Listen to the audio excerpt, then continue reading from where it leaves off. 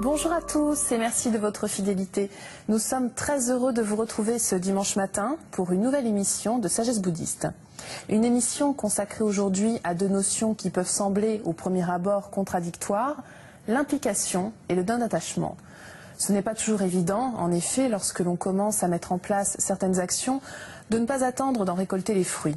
Une réaction qui peut engendrer de la souffrance, mais aussi des difficultés dans notre rapport aux autres et au monde de manière plus générale. Alors, quelles sont les caractéristiques de cet attachement au quotidien? En quoi notre ego joue-t-il dans ce cadre un rôle essentiel? Que nous indiquent les maîtres zen pour concilier implication dans l'action et le non-attachement? Je vous propose de retrouver notre invité Gérard Pilet pour en parler avec nous. Gérard Pilet, bonjour. Bonjour. Vous êtes un ancien disciple du maître zen Teizen Deshimaru. Vous avez enseigné la philosophie et vous dirigez aujourd'hui le dojo zen d'Annonay, c'est dans l'Ardèche. Oui. Et je précise que vous dispensez par ailleurs des sessions de pratique en province et à l'étranger. Merci beaucoup Gérard Pilet d'être avec nous aujourd'hui. Merci à vous. Alors pour commencer cette émission, on pourrait se demander comment se traduit cet attachement dans notre vie quotidienne. On imagine qu'il se manifeste sous différentes formes. Oui, c'est vrai, il se manifeste sous différentes formes, mais ce dont je voudrais parler aujourd'hui, c'est de l'attachement à l'ego, au moi, dans le cadre des actions qu'on est amené à faire ou dans le cadre du travail qu'on est amené à faire dans le quotidien de nos vies. Alors vous venez de mentionner cette notion d'ego qui est effectivement au cœur de cette problématique. Est-ce que l'on peut revenir un instant sur ce que signifie l'ego? Oui, l'ego fondamentalement c'est l'illusion de la séparation et cette illusion génère le sentiment abusif d'être une entité substantielle. Alors souvent on dit que l'ego est une identification au corps. Est-ce que vous êtes d'accord avec cela? Oui, c'est ce que le Bouddha disait. Il disait que c'est cette identification au corps qui constitue la base de l'illusion du moi. C'est sur cette identification que se construit ce que le Bouddha appelait la fausse idée d'un moi. Quand on pense à moi, la plupart du temps, on pense à mon corps. Et quand on pense à ce qui n'est pas moi, ce à quoi on se réfère inconsciemment ou consciemment, c'est à ce qui est à l'extérieur de mon corps. Alors on évoque aussi les programmes de l'ego. De quoi s'agit-il, Gérard Pilet? Oui. Alors, on peut observer que parallèlement à l'obtention d'un salaire et parallèlement au service à la communauté, qui sont les deux grands axes du travail dans la société, se met en place au niveau du travail et de l'action ce qu'on peut appeler un programme de l'ego, c'est-à-dire un ensemble de demandes de l'ego. Des demandes qui vont s'infiltrer en quelque sorte dans les actions que l'on est amené à faire. Mais est-ce que ce programme de l'ego est le même pour chaque personne? Non, il n'est pas le même pour chaque personne. Chez certains, par exemple, il va se traduire par un besoin de reconnaissance. Reconnaissance de soi par les autres.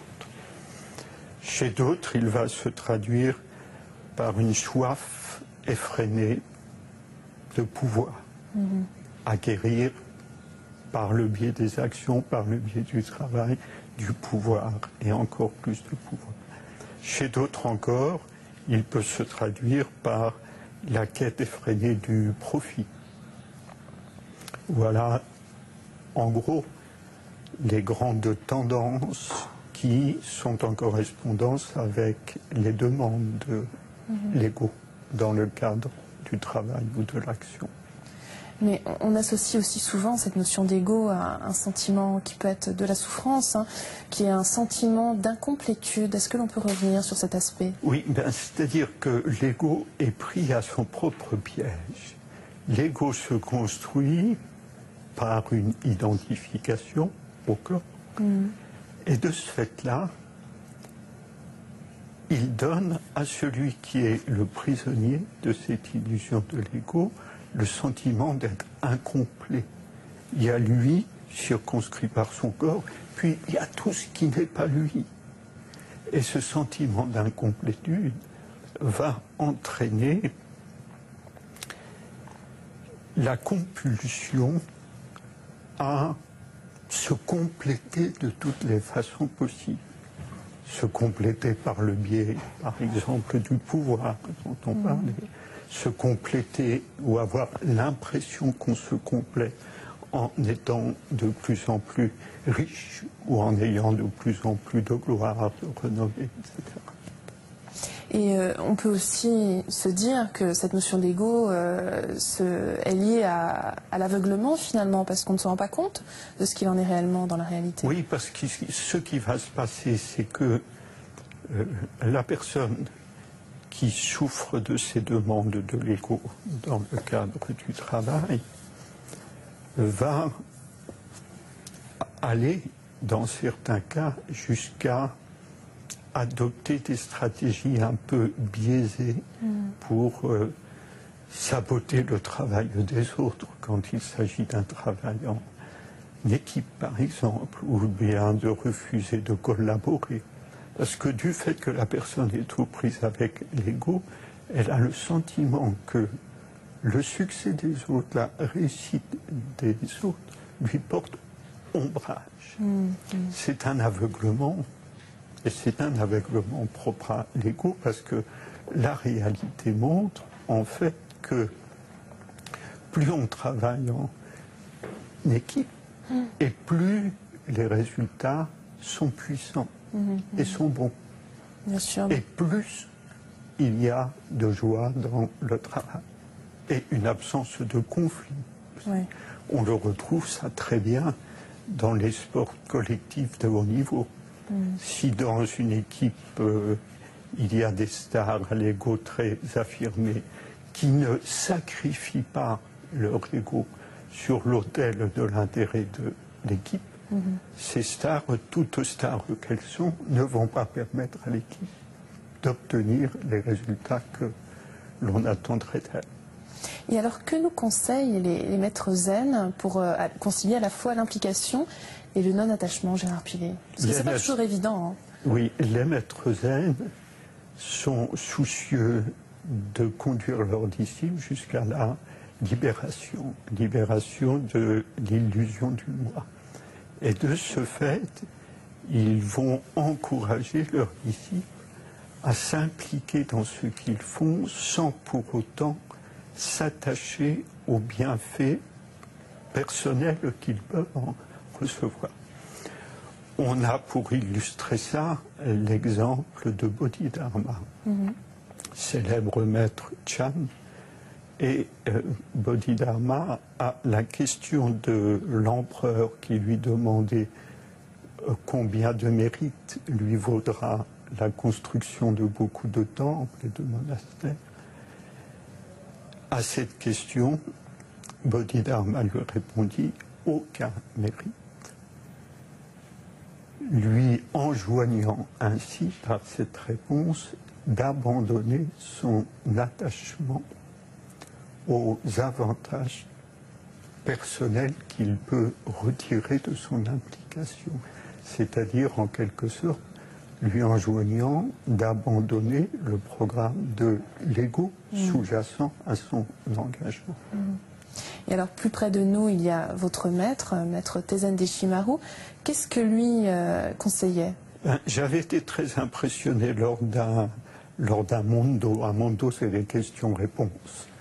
Au cours d'une session de pratique, j'avais été très impressionné par sa réponse à un disciple qui lui demandait « Mais qu'est-ce qui va se passer après votre mort concernant ce que vous faites, votre mission ?»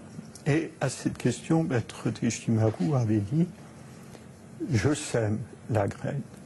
Pour ce qui est la récolte, c'est le Bouddha qui s'en occupe. » Et par cette réponse, il nous encourageait à nous impliquer fortement dans l'action, à faire de notre mieux, mais en même temps à savoir lâcher prise vis-à-vis de la volonté du moi d'avoir des résultats proportionnels à l'investissement qui a été fait. C'est-à-dire là, l'ego est obligé de faire un pas vers l'arrière, de dire finalement, concernant les résultats, c'est pas moi qui décide, c'est pas le moi qui décide. Et concrètement, en quoi la pratique de la méditation, de Zazen, peut nous y aider? Bien, la pratique de Zazen, fondamentalement, nous demande de ne pas nous attacher aux bienfaits qui peuvent résulter de Zazen. Ces bienfaits existent sur la santé, sur la confiance en soi, sur l'équilibre psychologique, l'équilibre émotionnel. Ces bienfaits existent. Mais si on s'y attache, on reste dans le programme de l'ego. Et au lieu de faire de la méditation, ce qui va nous permettre de sortir de l'ego, à ce moment-là, on fait de la méditation un autre terrain privilégié pour que l'ego s'assoie un peu plus solidement. Mais donc, est-ce qu'il faudrait que nos actions, tout comme la méditation d'ailleurs, soient complètement désintéressées? Bien, dans le Zen, il existe le Sammo. Oui. Le Sammo, c'est l'activité faite dans le cadre d'un temple ou d'une session de pratique pour le bénéfice de la communauté. Et dans le Sammo, il est demandé de s'impliquer pour le service aux autres, mais sans s'attacher aux avantages personnels que l'on peut retirer. Ça, c'est le service non intéressé. On le retrouve un peu dans le bénévolat, qui est très développé dans notre société. Et en effet, si le bénévolat n'existait pas, la pauvreté serait encore plus grande qu'elle n'est. Il y a beaucoup de gens qui œuvrent dans l'invisible à différents niveaux de la société. Et plus se répandra dans la société le service non intéressé, et plus la société pourra pallier toutes les injustices créées par le système. Merci beaucoup, Gérard Pillet. Merci à vous. Merci beaucoup. Pour aller plus loin, voici quelques livres que nous vous proposons. De notre invité Gérard Pillet, S'étudier soi-même, aux éditions Kanjizai. Vous y retrouverez les différentes questions abordées dans cette émission, concernant entre autres l'ego, la définition de sa nature, sa construction, mais aussi son rapport avec le karma, le tout expliqué de manière claire et précise, à la lumière de l'enseignement du Bouddha. De notre invité toujours, Sagesse du cœur, également aux éditions Kanjizai, une belle façon de découvrir comment les enseignements du bouddhisme peuvent aider à traiter les émotions conflictuelles, à tenter de les guérir, mais aussi à redécouvrir les trésors que peut recéler le cœur de chacun. Vous pouvez voir et revoir cette émission pendant toute une semaine sur le site internet de France 2, rubrique Tous les programmes et Chemin de la foi.